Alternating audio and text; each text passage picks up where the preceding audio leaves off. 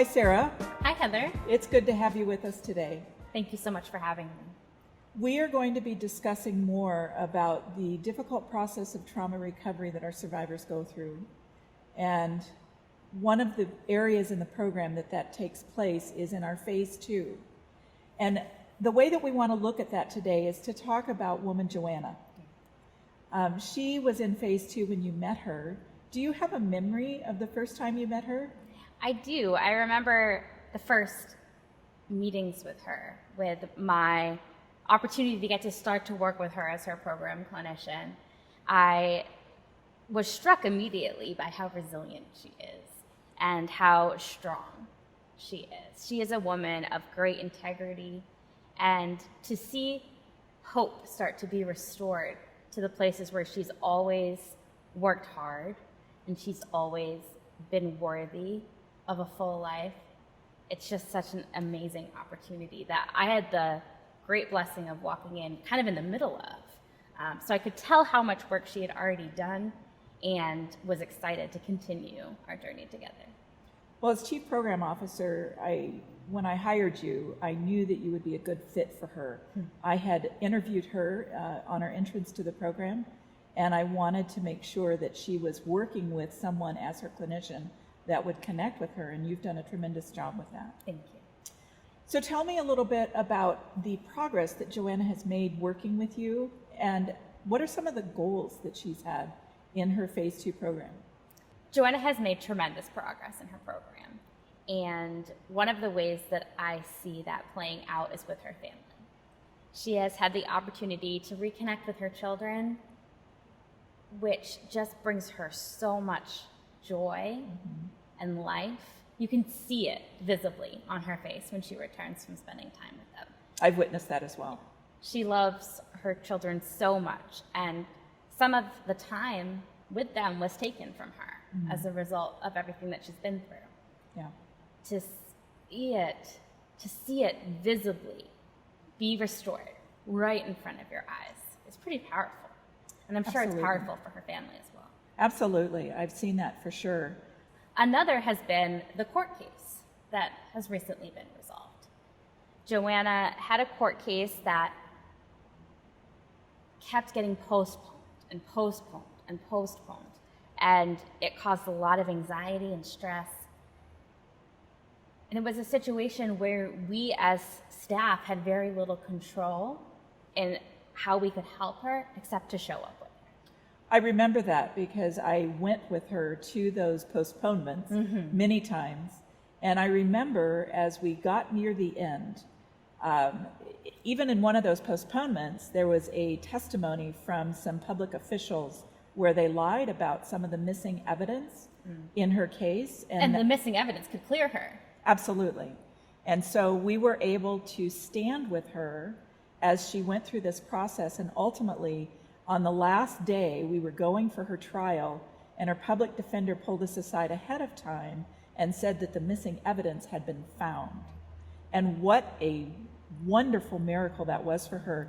And there that day was myself, another staff member, a family member, and a couple of volunteers that all showed up to support her and to show the court that we supported her and the work that she was doing. She even made the comment that in her life she's never had so many people praying for her. She said that to me as well. That was a tremendous day and very gratifying to be, even though all we did was go and show up. Right. But that was so meaningful and so important in her process. Right. Justice isn't always on our side. Right. And it's not often on the side of survivors. There's so much complication with that. But in this case, the missing evidence was found, and as a result, her charges were significantly reduced, and she received back opportunities, things that had been taken from her, from the system. And so to see that be resolved and open up a world of other opportunity for her was hugely important for all of us, and I think particularly for Joanna in her recovery and in her vision of the future. Absolutely. That's a good point. One of the other ways that I know that Joanna has been working is through the vocational part of her program. Right. Shortly after she entered phase 2, of course, that's the time in the program when women can go to work and go to school. and she's taken some classes, but something that was very significant for her was she got a job. Can you talk a little bit about what her vocational recovery has looked like? Sure. Vocational recovery is one of my favorite parts of Phase 2 because it's the opportunity to dream with the women, to ask them, where did you leave off in your education and where would you like to pick back up with your career? Is it more school? Is it a job? Is it exposure to a variety of careers because you're not sure what you want to do? Right.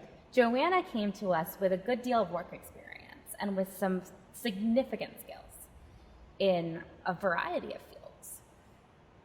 She was able to get a job, and the first job that she had while she was in our program was good in the beginning, but it ended up not being a good fit long term.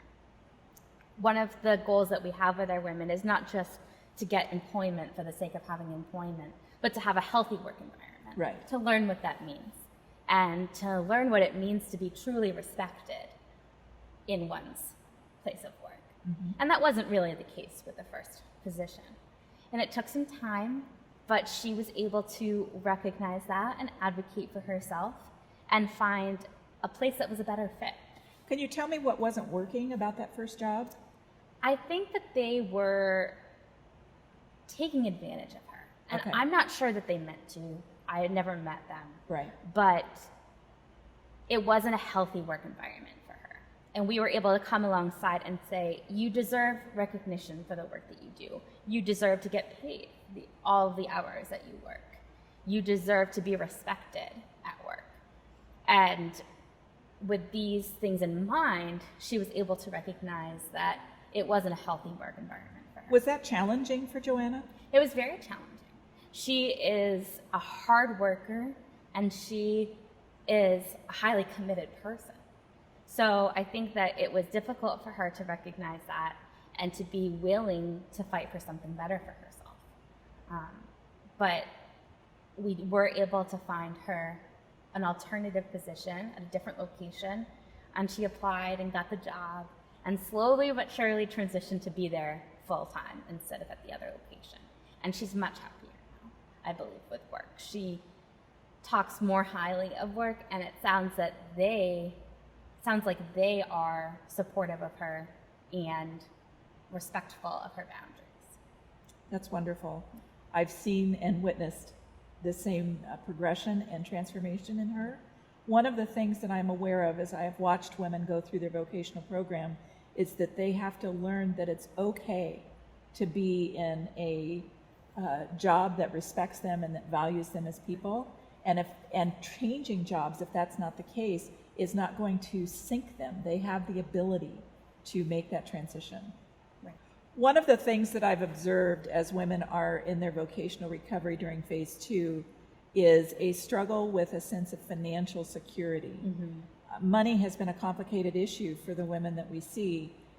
They may have had a lot of money go through their hands, but it didn't belong to them. And anything that they needed or received was given to them or withheld from them, which creates a sense of instability. Right. What are some of those dynamics that you've observed in Joanna and the work that she's done? You're right. Money is so complicated. And it's complicated for any one of us, but especially for our women. When there's trauma connected to something that we have to deal with on a daily basis, that's a continual trigger, which in terms of PTSD can be very challenging. With Joanna, she's developing her relationship with money to be able to save so that she can afford an apartment and a car and all of those things necessary for life when she does graduate. Right now, she doesn't have expenses because she's at Amira, and we cover all of the things like room and board. But moving forward, she will need to take care of those things herself. And we're very intentional in our program to help women develop a better relationship with money, to help them save. We really encourage that during their time. And to help them understand what it means to have a healthy relationship with money. Right. Because we can say, you need to work on this, or we all need to work on this, but what does that actually look like? What are the practical points? And So even just things like creating a budget and sticking to that budget is an important piece, and a piece that she's worked on, as well as saving and paying off debt, those sorts of things. So you mentioned PTSD as it relates to money. Yeah. What are some other ways that PTSD might show up for Joanna as she works her vocational and social programs? PTSD is complicated, and it's something that most of our women do struggle with. It can impact every area of a woman's life or just a few. It all depends on her particular trauma, on her response to her trauma, and not in a way that it's her fault whatsoever. Trauma impacts both the mind and the body, and it's a normal reaction. PTSD is a normal reaction to abnormal circumstances. And so after coming into a place of recovery and a safe place, some of those emotions that one might not have allowed themselves to have while the trauma was occurring out of a sense of survival then start to surface. Right. So when your coworker is mean to you, or when you miss the bus so you're late to work, how do you handle that? How do you handle those strong emotions that might flare up in a situation where you can't necessarily do the coping skills that you might if you were at home? You can't go take a break. You can't go and do some yoga because you're at work. So how do you calm yourself? How do you carry a sense of internal strength so that you can make it through those moments?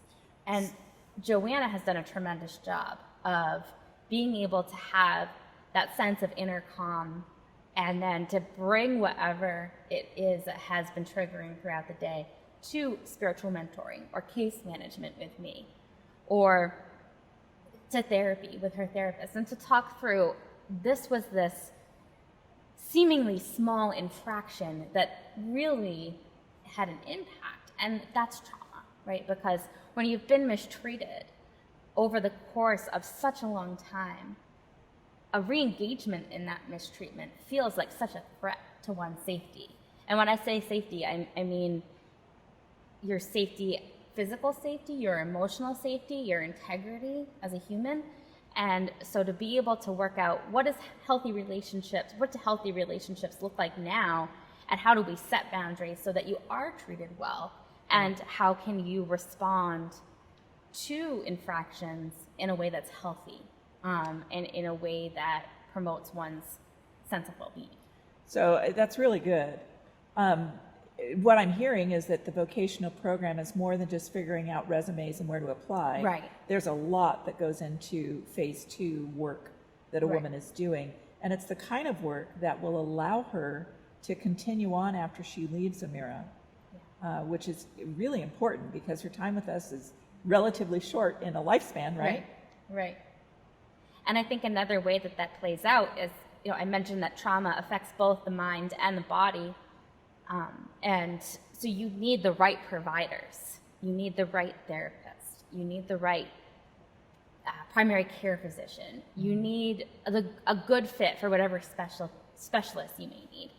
And to be able to partner with the women and help them see that there is a solution to some of what they're experiencing, whether that's tooth pain or back pain or PTSD symptoms like nightmares or startle response being exaggerated, to understand that there is a solution to these things, that there is treatment, that there are people out there who it's their whole job to help with that one particular issue.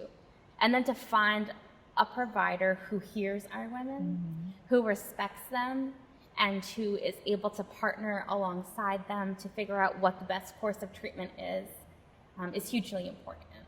So it sounds like what you're talking about is the process of instilling hope. Right. So tell me a little bit more about how that becomes powerful and important as they move forward and ultimately graduate from Amira. Right. Well, phase 2 is such a beautiful opportunity for our women to settle in, to get to know their supports, and to get to know themselves. And what we want to do during that time is to equip them with whatever it is that that individual woman needs to make it in the long haul. Each woman comes to us so incredibly resilient. And so we have the opportunity to then harness that resiliency and instill that hope and help them to envision the life that they deserve and that they want, and to gather around them the supports and the skills and the internal strength that they will need to do that in the long haul. There's going to be really good days ahead for them, and there's going to be really hard days. Mm-hmm. Our goal is to make sure that they have everything that they need to survive those hard days and thrive as much as possible on those good days. Absolutely. I love that. It sounds like that you're talking about endurance. Right. We want to give them the tools and the support that they need in order to endure and continue the process of growth and recovery that they have the opportunity to begin at Amira. Yeah. We don't shy away from the hard things. We can't. We can't, exactly. And so whenever a woman struggles when she's with us, we see it as an opportunity to build that muscle. It's the same kind of idea of going to the gym or training in order to do a long race, like a 5K. I don't know, I can't run a 5K, so. But in order to run, whether it's a 5K or a marathon, you need to go to the gym, you need to train, you need to practice. And Amira really is that training for their metaphorical marathon. Absolutely. Moving forward. They get to work their trauma recovery muscles and their sobriety muscles and their vocational muscles, their spiritual muscles, their muscles that connect them to other people and allow them to access their supports, so that when the time comes for them to be on their own, they have the strength and the skill and the practice and the muscle memory to be able to do it on their own. That's right. Thank you so much. I appreciate you being with us today. Thank you so much for having me.